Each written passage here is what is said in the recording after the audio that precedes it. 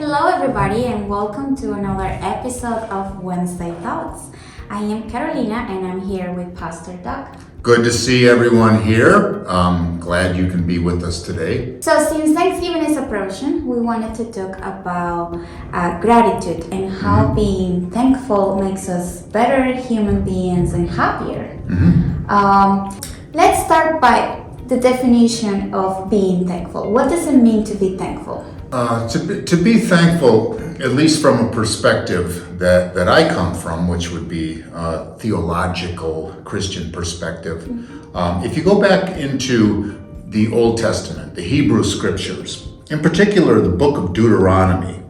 The book of Deuteronomy is a little heavy at times, but one of the things that is repeated over and over again is that it was God who had taken the Israelites out of slavery and is to live as God would want, because God didn't free them for no good reason, but for a good reason, that they would be an example to the rest of the world of how a nation and how people can live. And one of the things in the book of Deuteronomy repeatedly is God will say to the Israelites, "Do not say that my own hand hath gotten this for me." So in other words, this is not, we do not boast about, look at all the things that I have achieved, that I have accomplished. Rather, the perspective of the Israelites was to be, wow, look what God has done for us. And when they wandered for years in the wilderness, 40 years in the wilderness, before they went into the promised land, God said, I sustained you for 40 years, not because you were the best nation in the world, but because maybe you were one of the least nations in the world. I did not allow your shoes to wear out during the 40-year walk in the wilderness. So do not say at all that you've done this yourself. I have done this for you. So to be thankful would definitely have to do with we are recipients. We receive. I mean, for goodness sake, even this thing here, I can't boast and say, look at what I've done. First of all, you've gone through a lot of work to set all this camera up and everything. Nice decorations back here, by the way. Please, you need to applaud Carolina. Give her a like on Facebook for that. You did all that. I didn't, so I can't boast about this. So many of the things that I share with people, I didn't just think up one day. Somebody taught me. So I can be grateful that I've received this. I didn't one time before I was actually conceived and born say, well, I want to make my way through this world. My life itself was not something that I accomplished. It was something given to me. And so it's important to be thankful from the perspective of taking a step back and realizing how much we have received, and without other people with us, how much worse off we would be. How grateful I am, Carolina, for what you're doing, for what others are doing, for what my teachers have done. I'm grateful for all the things that people have done. And it makes me feel good to think, wow, all of this is done for me. How grateful I am for that. And it lifts us to be grateful. And we'll get into it maybe with a couple of your other questions later about how it's not a good thing not to be grateful. What are some of the reasons that we aren't grateful as we should be? Okay, now this is Doug speaking here. This is my take on that. Why aren't we grateful? In a couple of my recent sermons, I've talked about how human beings are burdened and almost cursed with what psychologists call a negativity bias. A negativity bias means we are more inclined to look for bad things than for good things. Why? Because evolution in the course of human history has trained the human being to look for problems. And if you can find the problems and solve them, you'll likely have a better chance of living into the next day. If you spot the saber-toothed tiger out there who's prowling around looking for lunch, and you say, saber-toothed tiger, now that's a problem. I'm going to avoid that. you're going to probably make it to the next day. For those people who weren't looking for problems, they didn't. So we are so inclined as human beings to look for problems and look for what's wrong. I'm going to probably say this coming Sunday in my sermon, there's an old newspaper saying that says, if it bleeds, it leads. So in other words, if there's a catastrophe out there, the newspaper will make sure that that's the headline, because people want to hear about the bad news, and they'll buy more newspapers. And and now with the TV era, they'll tune into that channel if they can hear all the problems out there. Because for some reason, human beings want to know what the problems are. The problem with being problem-oriented is it's discouraging, it's deflating, it leads people to anxiety and depression and all kinds of bad things. And so, why aren't we as grateful as we ought to be? We can blame our ancestors who were avoiding saber-toothed tigers and eventually lived through that and passed on those tendencies to us. So we're negativity biased, and for goodness sake, we only have one day a year to focus on what's good. That's Thanksgiving Day. Maybe we should do that a little more often, but that's why we're talking about this, because it's Thanksgiving and we need to draw our attention to good things. But human beings we like, for whatever reason, to be miserable. I don't know why. Could it be also that a sense of entitlement? Because some people might think like, well, I deserve more, and they don't feel grateful for what they have. Yeah, I think that's increasingly the case. Any number of different cultural analysts have noticed that our society is made up more and more of people who feel entitled.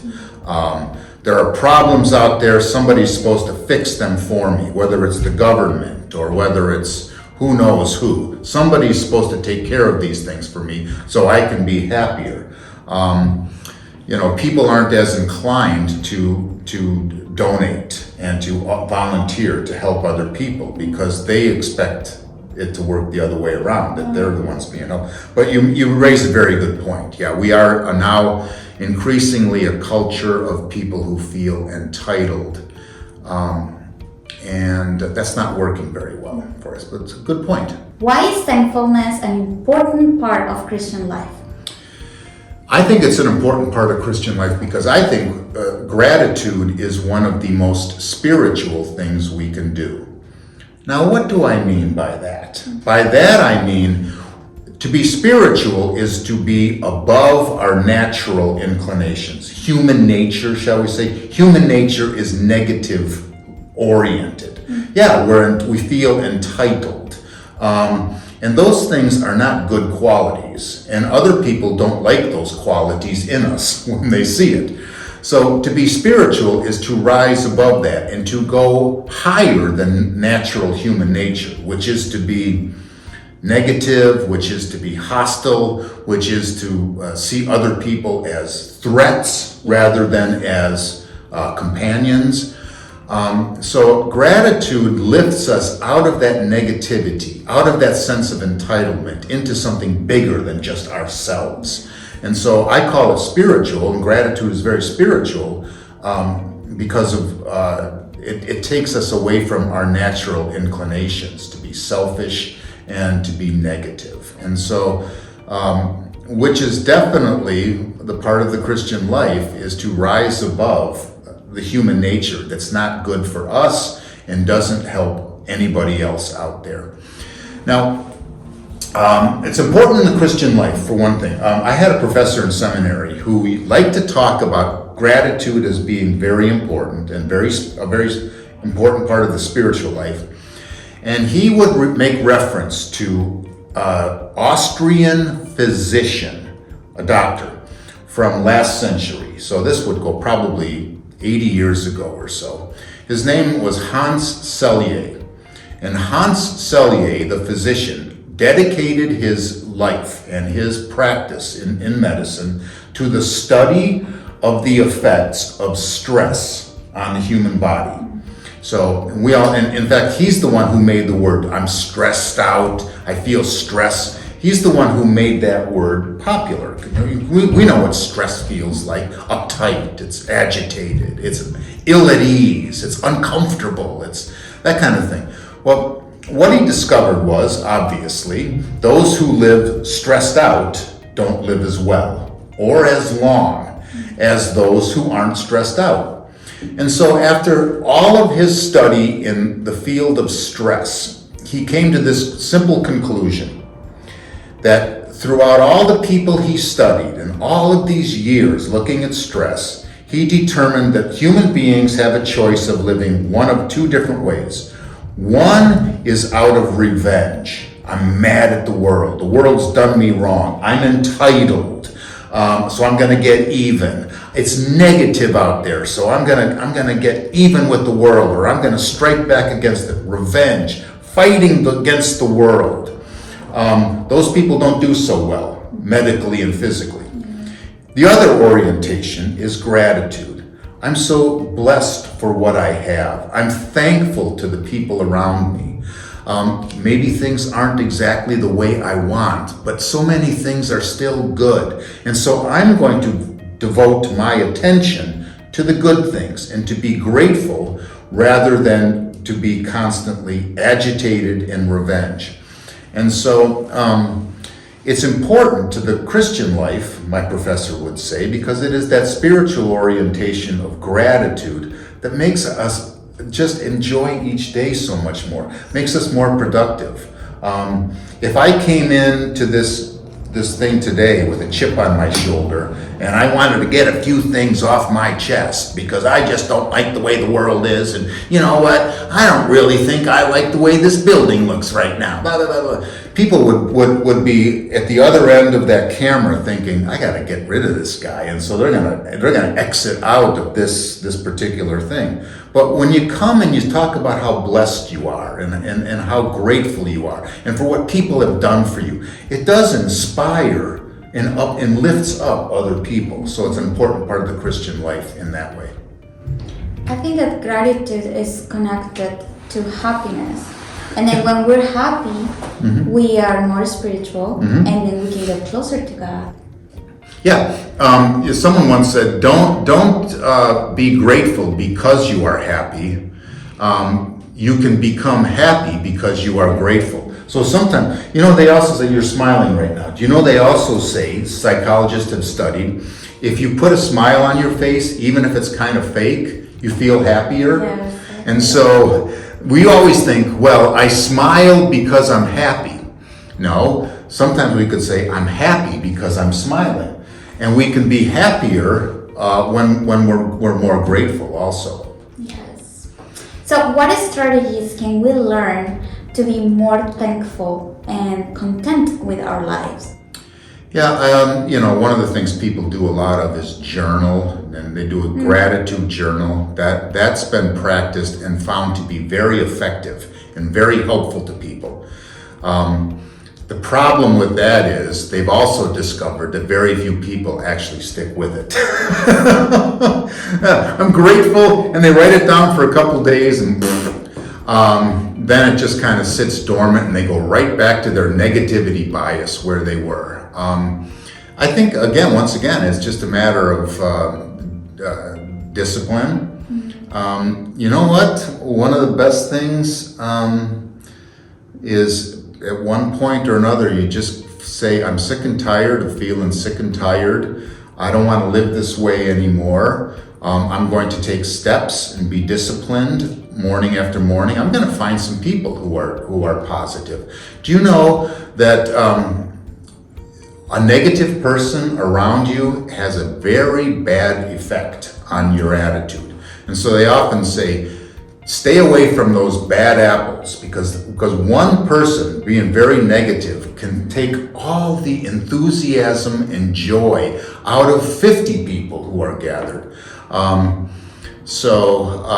Surround yourself with good people, and I would just say, try to be disciplined and reach a certain point where you say, this is not working well for me. It's not making me happy, being miserable, being negative, feeling entitled, and so forth.